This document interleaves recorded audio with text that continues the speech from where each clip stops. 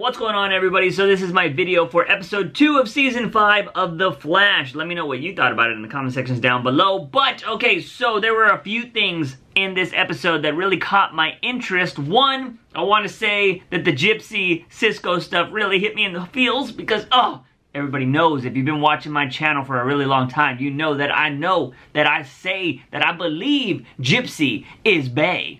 And so seeing Cisco going through the heartbreak of losing that bae that is Gypsy, I totally felt with them. I was like, Cisco, oh man, I'd be the same way, bro. So that was kind of cool because, you know, we never really got to see the end of that. They kind of just broke it off and we never got to see it. We never got to see Cisco like mourn or, you know, be sad. So I gotta give a little bit of props to the writers of The Flash there to really officially ending that story that Cisco and Gypsy are no longer a thing, although I do hope she comes back, just kind of like for the longest time I was hoping Team Patty was gonna come back, but of course she never did, and she's probably never gonna come back unless it's an Elseworld story. Bring back Patty in an Elseworld story. Yeah, it was just cool to see that end, so bada bing bada boom there. Another thing, which I was curious about how I was gonna feel about Nora this whole season, or how her character was gonna be. I will say that I was kind of thinking she was really annoying at the start of this episode. Like, just the whole idea, or those characters that just run off and do whatever they want and they don't even try to listen to the other people, always getting on my nerves. And I know younger people do that, and you know, I've done kind of shit like that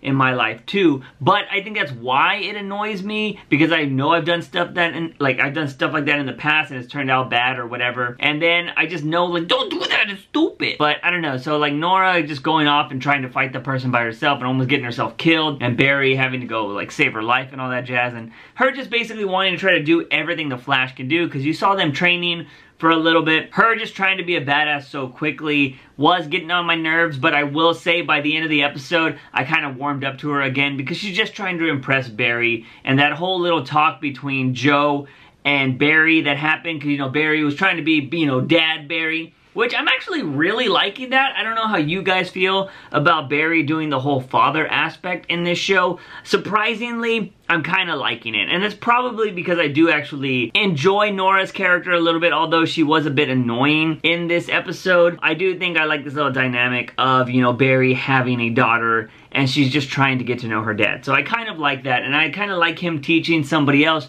which is really cool since we don't have a Harrison Wells right now, although the previews to the next episode seem like we're finally going to get him back, and he looks really interesting. I am really liking this whole relationship between Nora being the student to Barry, who is her father. I think that's really awesome. On to the next thing was just a random little thing that Cisco said when he mentioned Mjolnir. I can never say the damn Thor's hammer properly, but when he had that reference, I thought it was pretty cool. I don't think that's the first time he's referenced Marvel characters before, but it just made me think of this thing that I saw on Twitter one time, was somebody was like, man, I really hope that said that it would be really cool that if in the Marvel universe their comic book characters were DC characters, and if the DC universe their comic book characters were the Marvel characters. Like, I thought that'd be kind of cool. I'm not really for crossover, because I feel like, you know, they did a crossover event like back in the 90s or 80s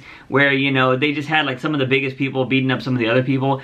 I don't think we could really handle that now with the internet being so popular. People would be like, oh, a crossover, oh, freaking Batman, freaking Superman, freaking whatever. Like, I think it would just destroy the fanboy wars, because somebody would be like, oh, so-and-so's better, and no way. So I don't ever want that to happen, but I think it would be kind of cool if in both separate universes they agreed, like, okay, you know, in our universe, the Marvel characters exist only as comic book characters, and vice versa. That would be kind of cool. I always thought that was an interesting theory, but just hearing Cisco mention a Marvel reference, it just made me think of that. It has nothing to do with the episode, nothing particular, but I just thought that was a cool little theory or idea somebody had on the internet one time. The next thing I want to talk about is the villain of the episode, not the freaking chick that made Bubbles block or whatever her name was. Thought she was kind of cheap, didn't really care for her character, thought she got beat pretty easily, although seeing Nora run and dodge all of her like Q blast was kind of cool, because we don't really see Barry dodging too much stuff in a circle like that. It's usually like he dodges something big and then, you know, whatever.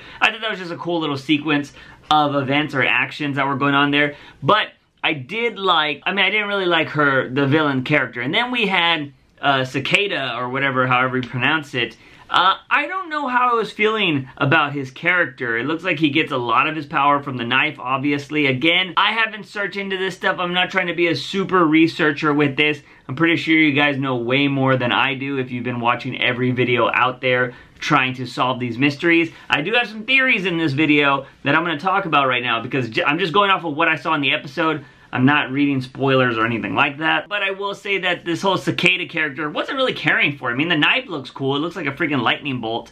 And I thought he was just kind of cheap so far. And I thought the mask was kind of like he's trying to be Scorpion or Sub-Zero over here. So I wasn't really interested in the character until the end of the episode, or I should say the trailer for episode 3. Anyways, you see him steal all the power from Cisco, Ralph, and Barry, and he's almost gonna kill Barry, and then you see freaking Nora show up, and she's like, Dad! And Cicada does not, he stops himself from killing Barry. So my theory is, and again, I have not looked into this, I'm not looking into any spoilers because I'm not in that game anymore, but I think the reason why he might have not killed Barry is because he heard Nora say Dad, and I'm thinking that obviously this villain wants all metahumans dead for some reason. Like, he wants to kill them.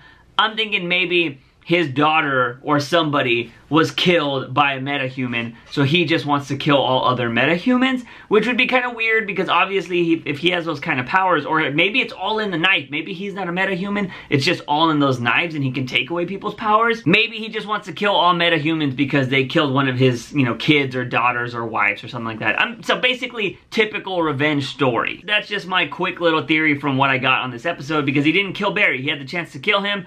Nora shows up and says, Dad! And he doesn't end up killing him, and he just dips out. But again, at the end of the episode is when I actually started to like the character, because I was thinking that the mask was kind of stupid, and we were hearing that stupid, you know, freaking noise that was going on. And I was like, that's kind of stupid. But then freaking Nora was like, oh, it's Cicada, and all of that jazz, and I was just like, oh. Which is a freaking bug that you hear all the time, and that's why I was like, oh my god, those are those stupid bugs! And that's why the noise made sense, and I totally got it. It came with the name, because I didn't even know this character's name. Again, wasn't researching any of this stuff, wasn't even expecting to cover The Flash this season. But yeah, so it all made sense, obviously, when I heard that, and I was like, oh my god, that makes so much sense. And then, again, in the trailer for the next episode, we find out that apparently he's like the world's craziest serial killer, or like the biggest serial killer in history. So now just knowing that Barry is going up against a serial killer and a powerful one, I kind of like that idea, and I kind of like that villain, because we're not having a stupid speedster that wants to destroy the multiverse, or wants to change timelines, or wants to do this. If we legit just have a character that wants to kill people, it could be a revenge story. I'm totally fine with that. Him having his daughter killed by a meta or whatever. Maybe the particle accelerator killed his, you know, family. It doesn't really matter what his revenge is. But if we just have this idea of this villain that is just killing people, and he's only killing metas and stuff like that, I'm kind of okay with that. If he's just like, my mission is to kill every freaking meta, I think the best villains are the ones that have a strong motive, a reason for motive, and not just the typical like, oh, I want to rule the world, I want to destroy the world. And that's probably why last season's villain was kind of dumb, because they're like, oh yeah, you're just gonna make everybody dumb again, and blah. Like, it was just kind of a stupid premise. But if this guy has a revenge story, just wants to kill all metas, I'm totally cool with that, and I kind of like the character now. Moving on to the last thing, and probably the title of this video, and that is the idea of what Caitlyn's powers, or how Caitlyn powers came to be, because we saw that, you know, from last season, that Caitlyn found out she's been a metahuman before the particle accelerator even happened, and she's just kind of like, oh shit, what the hell does this mean? Because she always thought she got her powers from the particle accelerator. And now we're finding out that her dad might not even be dead, that he, you know, the death certificate that was there is forged. And when freaking Cisco finally vibed it at the end of the episode, we found out that her mom was the one that made it. So we know from previous seasons that Caitlyn's mom has been somebody that they've been kind of distant. They haven't had the best relationship, but when Caitlyn needed help with the whole Killer Frost thing, she went to her mom. Which leads me to believe that Caitlyn's mom isn't the best mother. She kind of came across that like that in previous seasons, and it made me think that Caitlyn's mom has totally experimented on Caitlyn when she was younger, and I'm thinking her dad was not a fan of that because it looked like Caitlyn had a good relationship with her dad, or just the way she's talked about it, blah, blah, blah, blah, blah. He probably either got sent away or said, like, I can't be a part of this if you're doing this to my daughter, blah, blah. I want to say it's going to be something like that, and the dad's going to be the good guy in this scenario. The mom is going to be the bad guy. And I think that Caitlyn's mom is so into her work, which, again, she has shown in the past that she's just one of those people that, like, I got to do this research, I've got to be the best, blah, blah, blah. I think she experimented on Caitlyn to try to further her career, to try to further science or whatever, and that has resulted into Caitlyn having these dormant powers that came out later, which became Killer Frost. That is my theory right there. Mom experiments on Caitlyn, bada bing, bada boom, put it in the books because it's probably what's gonna happen. Or it's totally something different and you guys have watched a million videos from all these other YouTubers that cover everything and go in depth like I used to, but I don't do it anymore. I just want to watch the episodes and talk about it like fans, like you and me, friends do at the water cooler. There's no water cooler. Well, actually, there's some water right here. So, yeah, here, this water's kind of cold, so let's talk over some Flash. But anyways, that is my thoughts and theories on this episode 2 of The Flash Season 5. Let me know what you guys think in that comment section down below. Guys and gals, I have made so many videos in the last few weeks. You gotta go check them out, especially this one that I uploaded a couple days ago about the Secret 6 show coming to CBS. Go check it out. Also, don't forget to hit that bell so you get notified when I upload new videos. Also, hit that subscribe button for all things nerdy and geeky on this channel. As always, I am your host, JUICEbox. Remember, when you wake up in the morning, ask yourself something. Have I been dealing with some juice? See you guys next time.